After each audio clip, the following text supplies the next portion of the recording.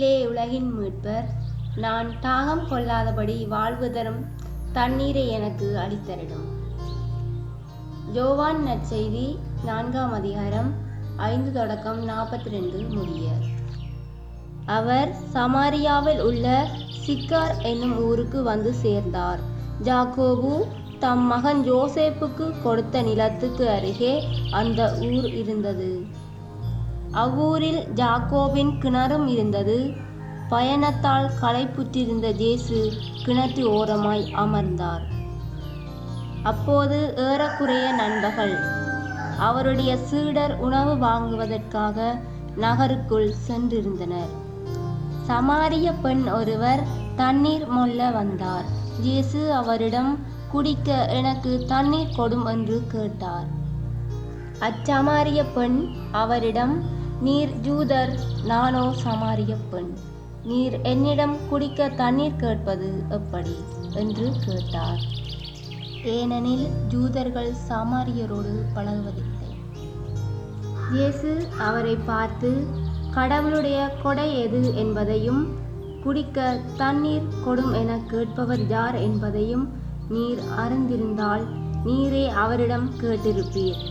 அவரும் உமக்கு வாழ்வு தரும் தண்ணீரை கொடுத்திருப்பார் என்றார். அவர் இயேசுவிடம், ஐயா, தண்ணீர் மொள்ள உம்மிடம் ஒன்றுமில்லை, கிணறும் ஆழமானது. அப்படி இருக்க வாழ்வு தரும் தண்ணீர் உமக்கு எங்கிருந்து கிடைக்கும்? எம் தந்தை யாக்கோபை விட நீர் பெரியவரோ? அவரே எங்களுக்கு இக்கிணற்றை வெட்டி தந்தார். அவரும் அவருடைய மக்களும் கால்நடைகளும் இதிலிருந்துதான் தண்ணீர் குடிப்பது வழக்கம் என்றார். இயேசு அவரை பார்த்து, இந்த தண்ணீரை குடிக்கும் ஒவ்வொருவருக்கும் மீண்டும் தாகம் எடுக்கும். நான் கொடுக்கும் தண்ணீரை குடிக்கும் எவருக்கும் என்றுமே தாகம் எடுக்காது. நான் கொடுக்கும் தண்ணீர் அதை குடிப்பவருக்குள் பொங்கி எழும் ஊற்றாக மாறி நிலைவாழ்வு அளிக்கும் என்றார். அப்பெண் அவரை நோக்கி, ஐயா, அத்தண்ணீரை எனக்கு கொடும். அப்போது எனக்கு தாகமும் எடுக்காது, தண்ணீர் மொள்ள நான் இங்கு வர தேவையும் இருக்காது என்றார். இயேசு அவரிடம், நீர் போய் உம் கணவரை இங்கே கூட்டிக் கொண்டு வாரும் என்று கூறினார். அப்பெண் அவரை பார்த்து, எனக்கு கணவர் இல்லையே என்றார். இயேசு அவரிடம், எனக்கு கணவர் இல்லை என நீர் சொல்வது சரியே. உமக்கு 5 கணவர்கள் இருந்தார்கள் என்றாலும் இப்போது உம்முடன் இருப்பவர் உம் கணவர் அல்ல. எனவே நீர் கூறியது உண்மையே என்றார். அப்பெண் அவரிடம், ஐயா, நீர் ஓர் இறைவாக்கினர் என கண்டுகொண்டேன். எங்கள் முன்னோர் இம்மலையில் வழிபட்டு வந்தனர். ஆனால் நீங்கள் எருசலேமில் தான் வழிபட வேண்டும் என்கிறீர்களே என்றார். இயேசு அவரிடம், அம்மா, என்னை நம்பும் காலம் வருகிறது. அப்போது நீங்கள் தந்தையை இம்மலையிலோ எருசலேமிலோ வழிபட மாட்டீர்கள். யாரை வழிபடுகிறீர்கள் என தெரியாமல் நீங்கள் வழிபடுகிறீர்கள். ஆனால் நாங்கள் தெரிந்து வழிபடுகிறோம். யூதரிடம் இருந்தே மீட்பு வருகிறது. காலம் வருகிறது, ஏன் வந்தே விட்டது. அப்போது உண்மையாய் வழிபடுவோர் தந்தையை அவரது உண்மை இயல்புக்கேற்ப உள்ளத்தில் வழிபடுவர். தம்மை வழிபடுவோர் இத்தகையோராய் இருக்கவே தந்தை விரும்புகிறார். கடவுள் உருவமற்றவர். அவரை வழிபடுவோர் அவரது உண்மை இயல்புக்கு ஏற்ப உள்ளத்தில் தான் வழிபட வேண்டும் என்றார். அப்பெண் அவரிடம், கிறிஸ்து எனப்படும் மெசியா வருவார் என எனக்கு தெரியும். அவர் வரும்போது அனைத்தையும் எங்களுக்கு அறிவிப்பார் என்றார்.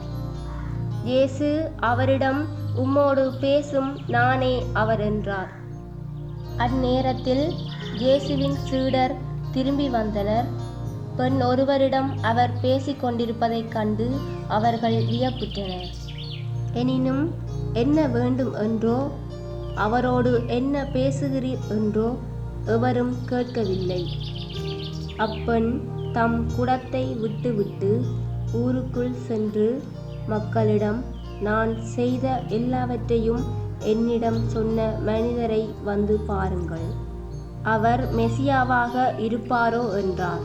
அவர்கள் ஊரிலிருந்து புறப்பட்டு இயேசுவிடம் வந்தார்கள். அதற்கிடையில் சீடர் ரவி உண்ணும் என்று வேண்டினர். இயேசு அவர்களிடம், நான் உண்பதற்குரிய உணவு ஒன்று உண்டு, அது உங்களுக்கு தெரியாது என்றார். யாராவது அவருக்கு உணவு கொடுத்திருப்பார்களோ என்று சீடர்கள் தங்களிடையே பேசிக்கொண்டார்கள். இயேசு அவர்களிடம், என்னை அனுப்பியவரின் திருவுளத்தை நிறைவேற்றுவதும் அவர் கொடுத்த வேலையை செய்து முடிப்பதுமே என் உணவு. 4 மாதங்களுக்கு பின்தான் அறுவடை என்னும் கூற்று உங்களிடையே உண்டே.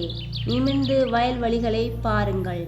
பயிர் முற்றி அறுவடைக்கு தயாராய் உள்ளது. அறுப்பவர் கூலி பெறுகிறார். நிலைவாழ்வு பெறுவதற்காக மக்களை கூட்டிச் சேர்க்கிறார்.